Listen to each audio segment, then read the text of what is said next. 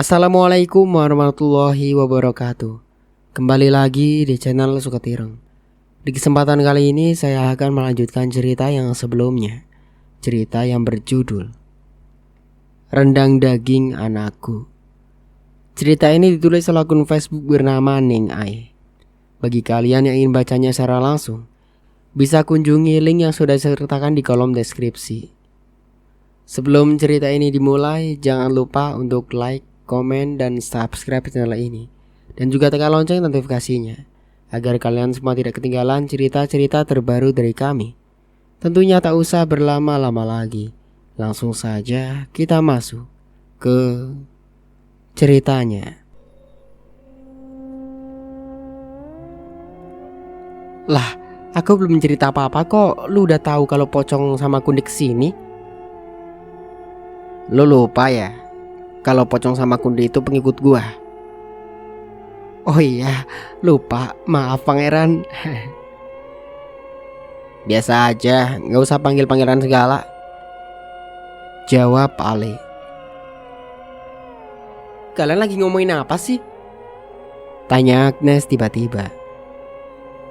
Iya nih, kok kita gak dikasih tahu? Sambung aja. Aku dan Ale hanya saling pandang dan menjelaskan semua yang terjadi semalam. Tak lupa aku juga menceritakan sikap aneh Bu Ija tadi pagi. Astaga, kita harus cepat-cepat selamatin Cika sama yang lain sebelum terlambat. Iya tahu, tapi gimana caranya? Tanya Eja. Gimana kalau kita laporin ke polisi aja? Kita kan gak boleh gegabah. Pak Endarto bukan orang biasa, sahutku. Kita bantu Cika sekarang. Jangan banyak mikir. Nyawa Cika dalam bahaya sekarang, ucap Ale. Oke, kita bagi tugas, jawabku. Oke, Agnes sama Eja, lu pada lewat jalan belakang rumah buat selamatin anak-anak. Aul, lu ke depan ngulur waktu biar Bu Ija gak masuk rumah selama mungkin. Nanti gue yang selamatin Cika dan Pocong sama Kunti. Kalian bantu kita ngelawan si Endarto berkepala botak itu, jelas Ale. Tapi Kunti takut sama nyainya pangeran. Minta bantuan sama yang lain kan bisa. Jangan banyak alasan, jawab Ale. Iya pangeran. Kapan kita mulai rencana? Tanya Eja tidak sabar. Sekarang lah, masa besok lusa? Keburu matilah semua anak-anaknya. Yalah, gue kan cuma nanya, biasa aja kali, debat Agnes dan Eja. Ya udah yuk, kita mulai rencananya sekarang. Ingat, jangan ada yang mengeluarkan suara atau gelagat mencurigakan, ucap Ale. Tanpa menunggu lama, kita pun bersama-sama berpencar menuju rumah Bu Ija. Sebelum kita melancarkan rencana, aku, Ale, Agnes, dan Eja mengintip terlebih dahulu keadaan dan posisi Bu Ija serta anak-anak berada. Terlihat Bu Ija yang sedang memukul dan terus mencari Cika yang sudah bersimbah darah serta tergeletak lemas di tanah. Oke, kembali ke rencana. Ingat, harus tanpa suara dan gak menunjukkan gelagat mencurigakan. Iya siap, jawabku. Aku bergegas menuju pintu depan dan berpura-pura untuk terlihat biasa saja. Assalamualaikum Bu Ija. Sekitar 10 menit aku menunggu, tapi Bu Ija belum juga keluar. Aku terus mengetuk pintunya dan mengucapkan salam. Sampai pada kali kelima aku mengetuk pintu. Akhirnya Bu Ija keluar dengan wajah datar dan tatapan yang kosong.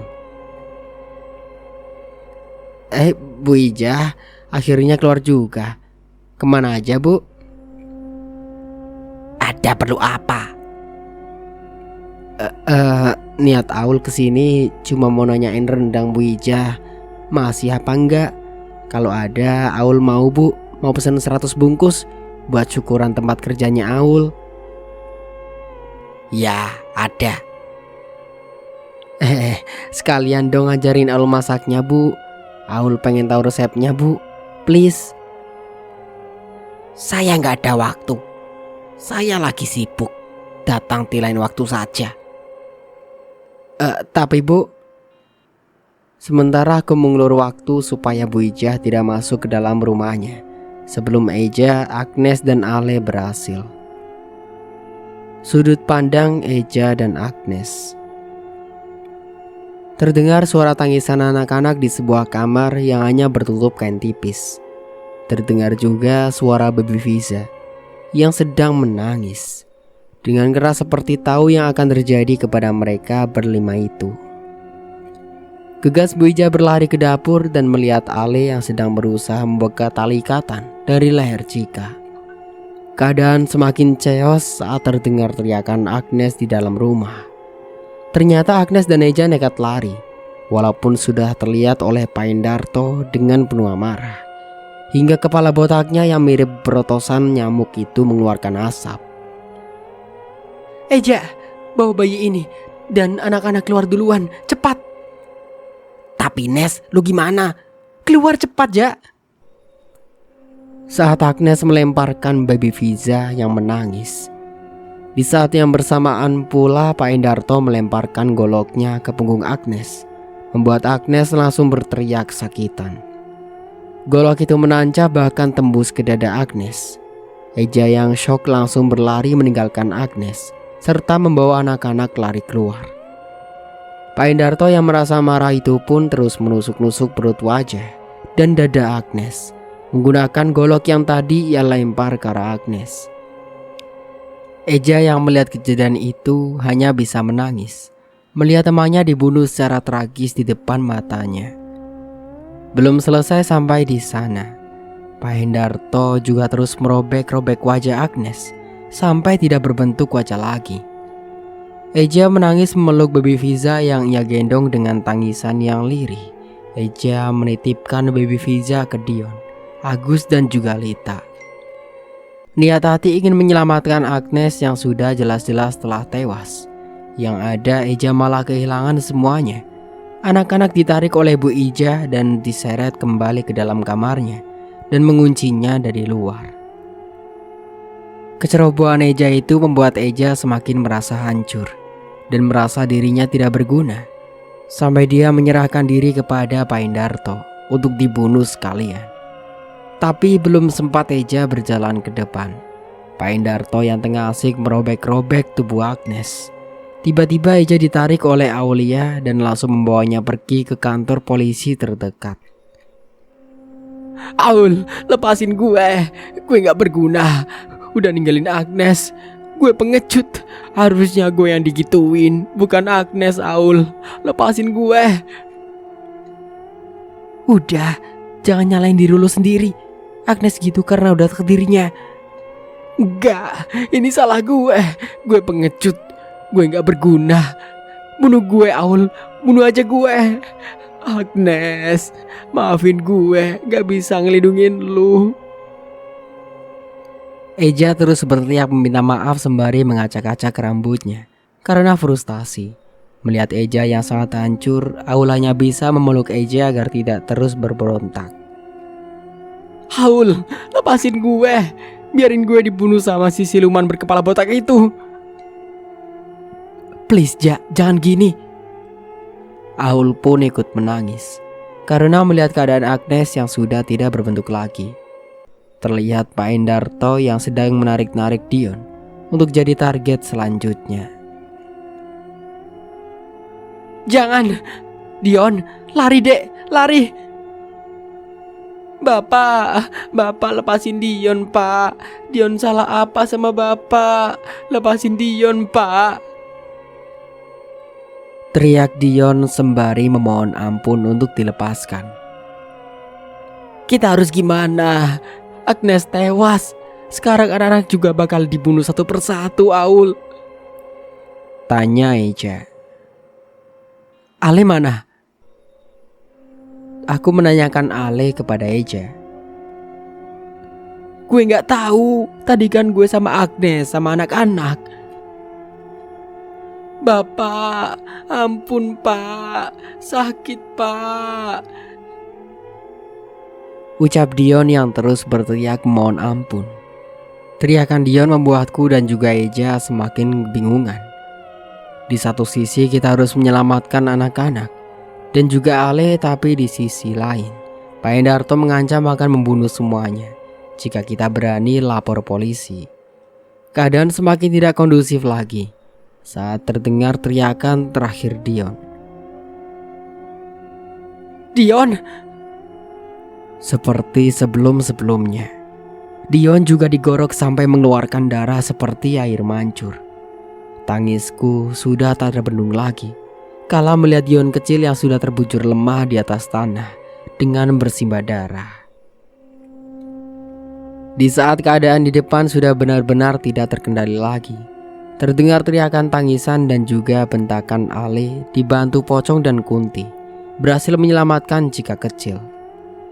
Ale gegas membawa Cika ke rumah sakit terdekat untuk segera ditindaklanjuti karena memang keadaan Cika yang sudah lemah dan juga bermandi darah di sekujur tubuh. Bahkan saat Cika dilarikan ke ruang UGD, Cika perlahan-lahan kehilangan kesadarannya dan dinyatakan koma.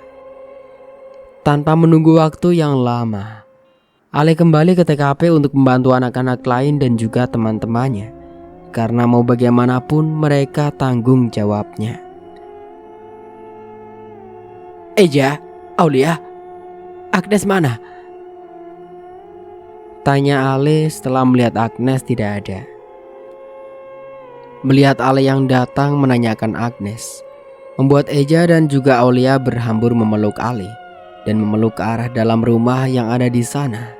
Terlihat jasad Agnes yang sudah tidak berbentuk lagi. Terlihat pula jasad Dion kecil dengan keadaan kepalanya hampir putus karena gorokan sang ayah yang terlalu dalam sampai hampir saja memutuskan kepala anaknya. Dasar manusia berarti iblis! Pak Endarto hanya tertawa. Tawa Pak Endarto memecah tangis dari anak-anak yang ketakutan. Seperti kesetanan, Pak Endarto mendorong Bu Ija yang sedari tadi berdiri memeluk anak-anaknya sampai Bu Ija mengalami kontraksi. Aul, Eja, selamatin Bu Ija. Bawa Bu Ija ke rumah sakit sekarang. Si manusia berkepala matahari ini biar gue yang urusin. Dengan sembari menangis, Aul dan Eja menggandeng Bu Ija yang terus kesakitan dan memegangi perutnya. Mau bagaimanapun Bu Ija hanya terpengaruh oleh suaminya yang gila itu. Bu Ija bertahan ya, bentar lagi sampai kok, ucapku menenangkan Bu Ija. Sakit.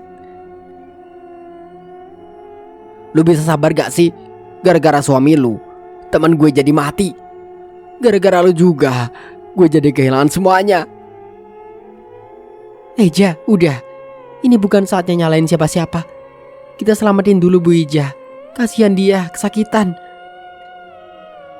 Kenapa kita harus selamatin dia? Kenapa gak naik saja? Lu gak setia kawan? Bukan gak mau nyelamatin Agnes ya. Agnes sudah meninggal. Bu Ija masih hidup. Ada 2 nyawa yang bakal kita selamatin. Sepanjang jalan aku dan Eja terus berdebat. Sampai tidak terasa kita pun sudah sampai di depan rumah sakit tempat Cika dirawat juga. Kembali ke tempat Ali. Pangeran, apa gunanya gelar pangeranmu di hadapanku? Tidak ada gunanya. Kau cuma tikus kecil yang menyerahkan nyawamu ke hadapanku. Lepasin anak-anak, jangan sakitin mereka. Mereka gak salah, mereka gak tahu apa-apa. Saya tidak akan melepaskan mereka sebelum mereka mati di tanganku semua. Sadar botak, itu anak-anak lu, darah daging lu sendiri. Hei, jangan berani-beraninya panggil gue botak. Kenyataannya emang lu botak. Pengen gue gerinda pala lu biar tambah mirip kayak bulan. Berhenti panggil gue botak, atau anak ini gue bunuh. Pak Hendarto seperti merasa kesal karena Ale terus-terusan memanggilnya dengan sebutan botak, membuatnya mengancam dan akan membunuh Agus yang menangis histeris. Pak, jangan bunuh Agus, Pak. Agus mohon, lepasin Agus, Pak. Pinta Agus mohon ampun. Diam lu. Sakit, Pak.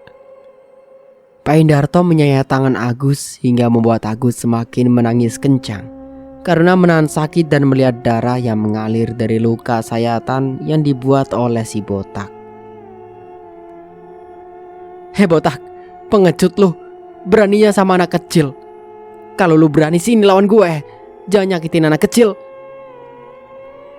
Oh, lu nantangin. Lu pikir gue takut sama lu gitu, eh? Iya, lu pengecut sih. Yang ngumpet di belakang sosok Nyai. Ucap Ale. Ale sengaja membuat si manusia berkepala bulan itu semakin marah. Karena memang titik lemah dari sosok Nyai adalah kemarahan yang berlebihan. Dasar manusia biadab calon penghuni neraka. Gue kirim lu ke neraka sekarang. Amarah Pak Hendarto sudah tak terbendung lagi. Dengan beringas Pak Hendarto mencincang tubuh Dion dan memakan daging Dion mentah-mentah seperti orang kesurupan.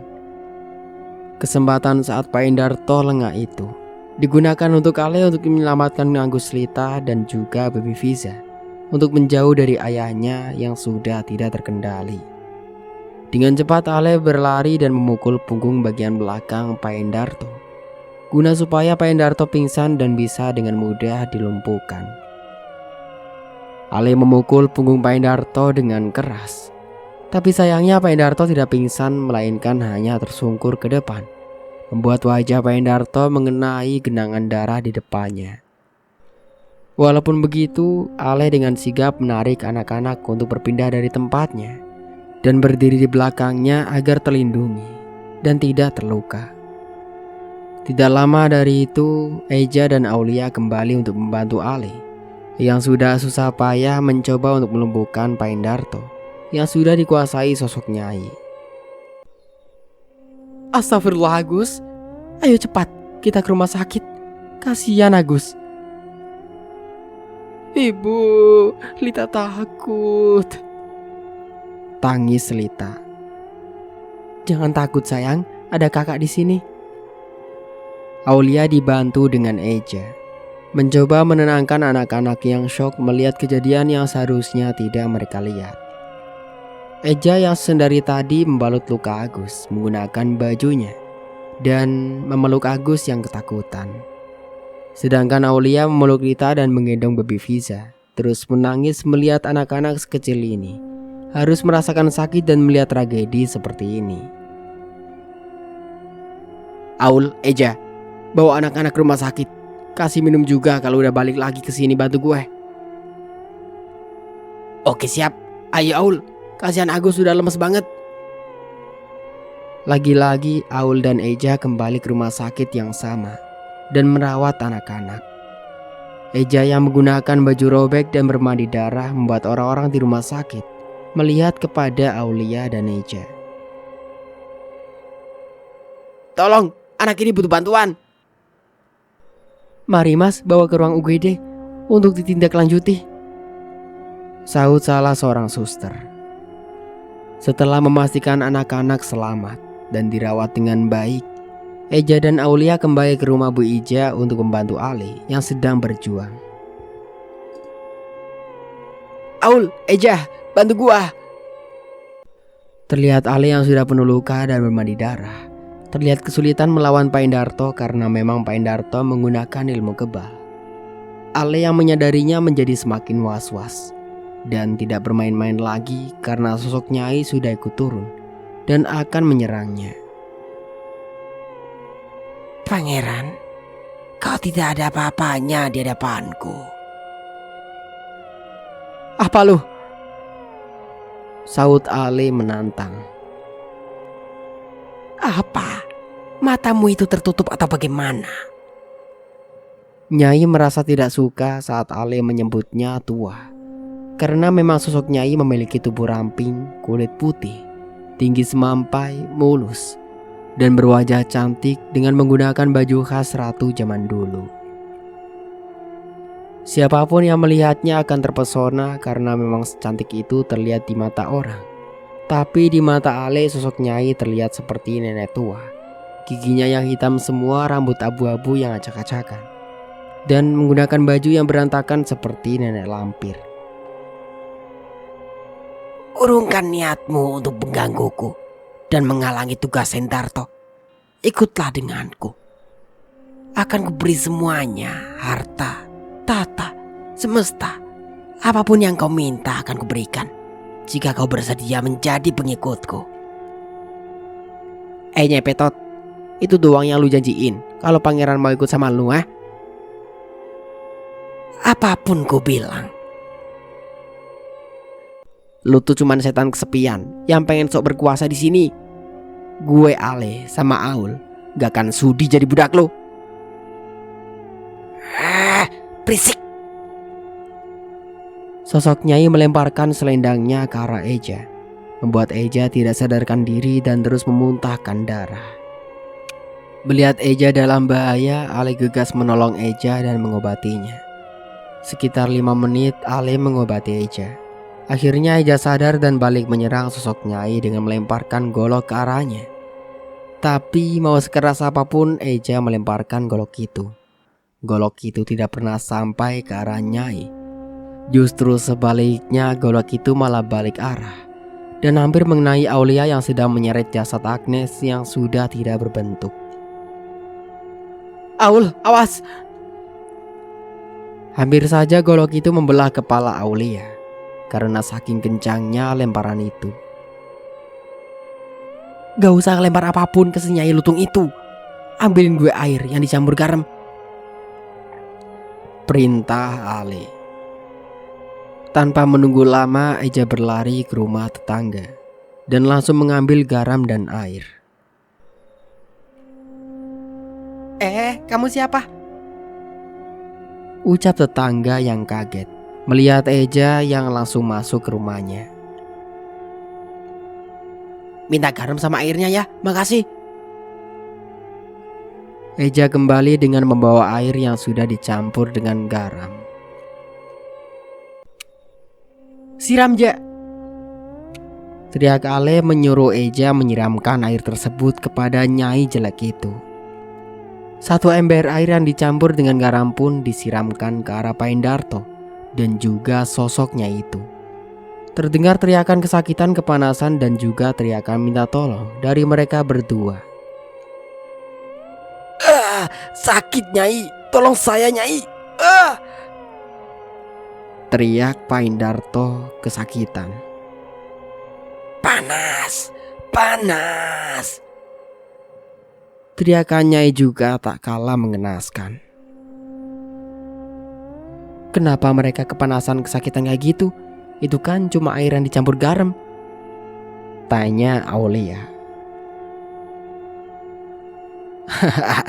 Nyai tidak pernah mandi seumur hidupnya. Kalau dia kena air, otomatis tubuhnya akan terbakar karena memang itu pantangannya. Terus kalau botak itu juga udah kena pengaruh dari Nyai, jadi dia juga merasakannya. Tapi gak akan mati kayak si Nyai sih, karena mereka sudah melakukan perjanjian. Jadi jiwanya saling mengikat satu sama lain, jelas Ale.